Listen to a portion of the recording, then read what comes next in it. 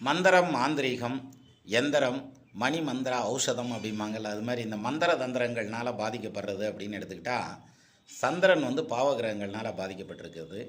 5ஆம் இடம் அடி வாங்கியிருக்கிறது. இது சம்மந்தப்பட்ட தசாபுத்தி நடக்கிறது. இந்த டச் இல்லாமல் ஒருத்தருக்கு மந்திரம், தந்திரம், எந்திரம்ங்கிற பாயிண்ட்டே வராது சார். அந்த இதில் வந்து இறங்க மாட்டாங்க. ஆனால் லக்னத்துக்கு 3ஆம் இடம்னு சொல்கிறோம் பாருங்கள். அந்த 3ஆம் இடத்துல கேது, ராகு இருந்தால், அதுலேயும் குறிப்பாக கேது இருந்ததுன்னா அவங்களுக்கு இந்த மந்திரத்தோட டச் அதிகமாக வரும். எது மந்திரவாதிகளுடைய பழக்கம் வர்றதுங்கிறது, அல்லது அது சம்மந்தப்பட்ட சிந்தனைகள் வர்றது, அதில் பாதிக்கப்பட்டுருவோமோங்கிற பயம் வர்றதுங்கிறது, இது எல்லாமே.